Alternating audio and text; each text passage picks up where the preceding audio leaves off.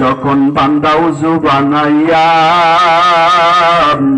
দিলটাকে মায়ের করিয়া একমাত্র আমার জন্য কুদরতি কদমে মাথাটাকে নুয়াইয়া দে। আল্লাহ বলেন উসজুদ ওয়াকতারিব, বান্দা তখন একবারে আমার নিকটবর্তী হইয়া যাও। এর নবীর উম্মতের দল, আল্লাহ বলে বান্দা শুন, যদি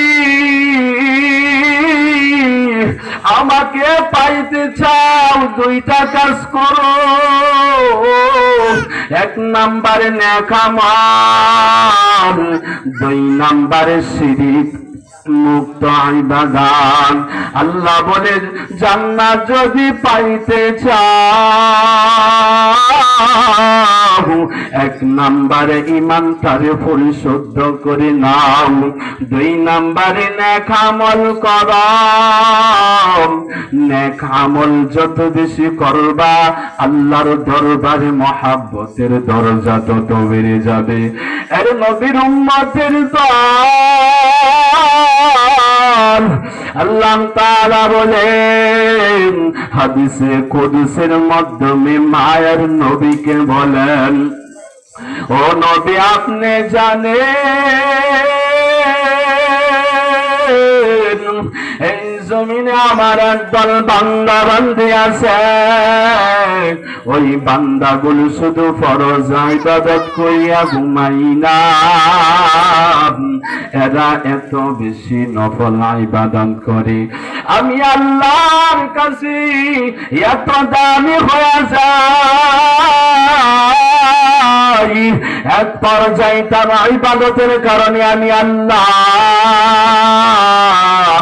তার চোখগুলা আমি আল্লাহর কুদরতি চোখে পরিণত হয়ে যায়, তার জবান আমি আল্লাহর কুদরতি জবানে পরিণত হয়ে যায়, তার কানগুলা আমি আল্লাহর কুদরতি কানে পরিণত হয়ে যায়। এর নবীর উম্মতের দল,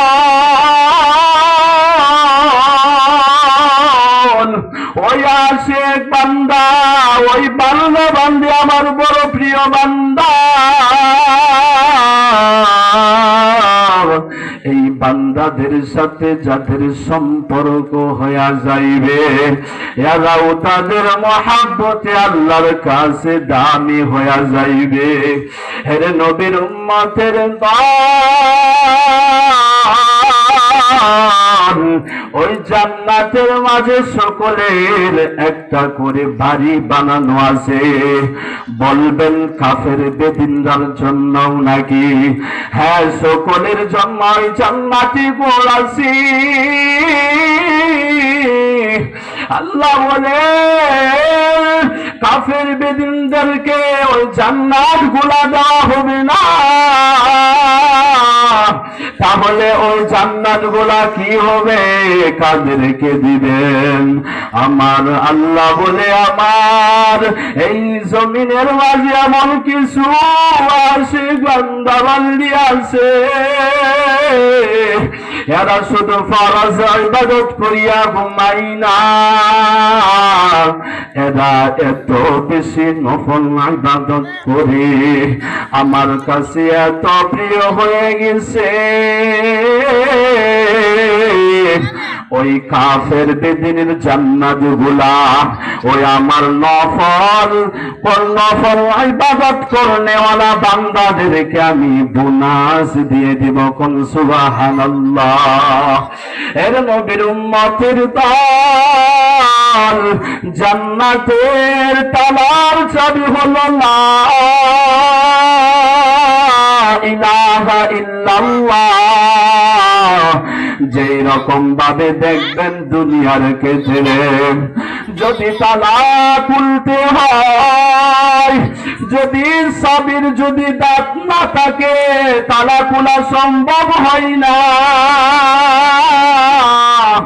কালিমায়ে তৈবার সাথে নেক আমল ছাড়া ওই জান্নাতে প্রবেশ করাও সম্ভব হবে না।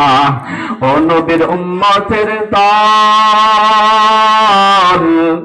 কি মনে করেছ দুনিয়ায় আসলাম, খাইলাম, চলে গেলাম? না, এই পর্যন্তই শেষ না। একটু চিন্তা করিয়া দেখো, এক সময় ছোট ছিল, এখন দাড়ি সাদা হইয়া গেছে। এক সময় ছোট ছিল, দাড়ি কালো হইয়া গেছে, এখন আরো বেশি। বোঝার দরকার, সিগনাল চলে আসছে, এই দুনিয়ায় বেশি দিন থাকা যাবে না। কেন বান্দা বান্দি বুঝো না? আল্লাহ তাআলা বলেন তো দুনিয়ায় পরীক্ষা, যদি উত্তীর্ণ হতে পারো জান্নাত পাইয়া যাইবা। একদল বান্দা আছে বুঝার পরেও দুনিয়া লইয়া সর্বদা। একদল আছে দুনিয়ার ভালোবাসা মায়ায় পড়িয়া, দুনিয়ার মহাব্বতে পড়িয়া ওই আমার রবকে ভুলিয়া গেছে। ও নবীর আশিক, ছোট্ট একটা উদাহরণ বলি, সহজে বুঝবেন। ধরেন পূর্বদলা বাজারে বাবা সন্তানকে টাকা দিয়া পাঠাইছে সন্তান, ওই পূর্বদলা বাজারে যাও, টাকা দিয়া দিলাম, টাকা দিয়া দিলাম, চাল, কাঁচামরিচ, যত কিছু লাগে, মাছ তরকারি যা কিছু লাগে, টাকা দিয়া দিলাম, যাও। সন্তান পূর্বদলা বাজারে যাওয়া শুরু করলো। বাবা টাকা দিয়া দিছে, টাকা পাইয়া সন্তান খুশি, নাচতে নাচতে ওই পূর্বদলা বাজারে চলে গেছে। পূর্বদলা বাজারে গিয়া দেখে সন্তান ওইখানে ক্যানভাসার চলে, ওখানে কত নাচ গান চলে, ওখানে কত জাদু চলতেছে। সন্তান এবারে গিয়া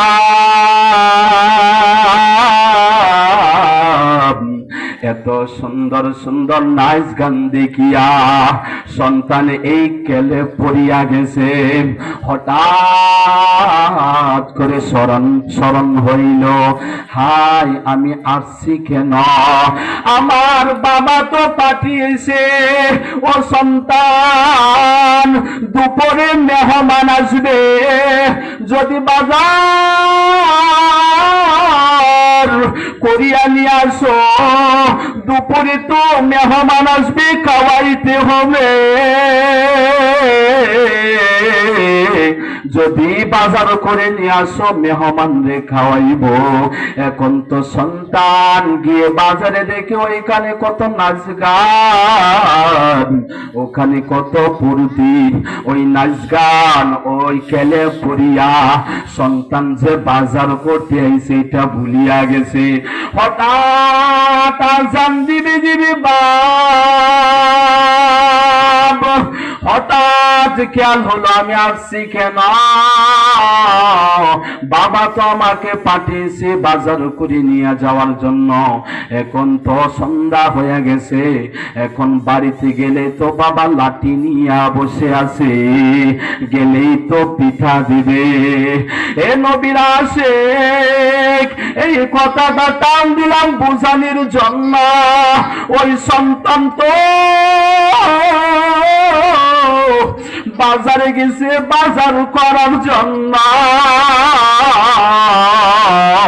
হঠাৎ এই খেলে পড়িয়া, এই আনন্দ পড়িয়া, নাচ গানের আনন্দ পড়িয়া, ওই ফুর্তির মাঝে পড়িয়া বাজার খরা ভুলিয়া গেছে। এত দ্রুত এইরকম ভাবে আমার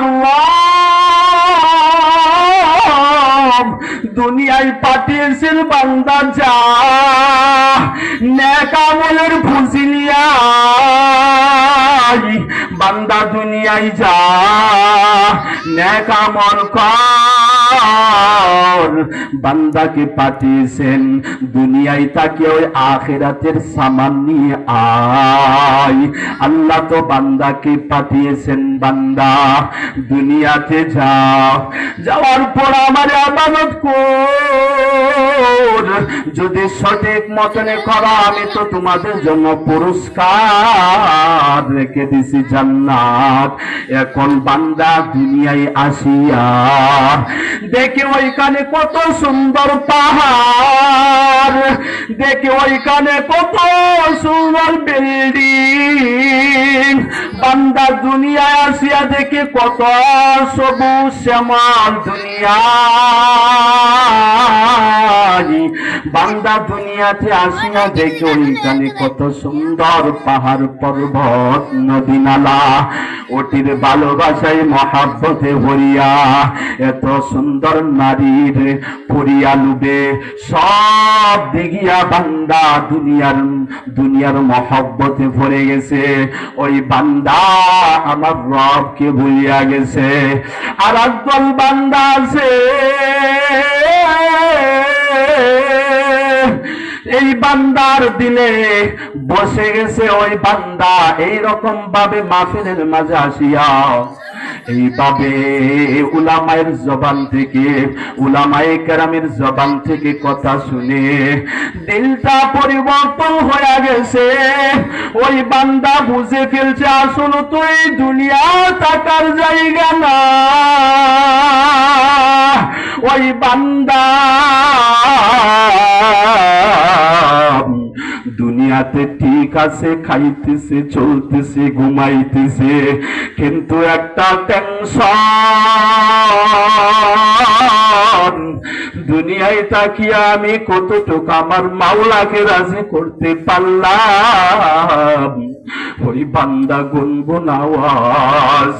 আর একদল বান্দা তো আগেই বললাম দুনিয়ার ভালোবাসায় ফুরিয়া, টাকা নারীর পিছনে ফুরিয়া আমার রবকে এসে বলে।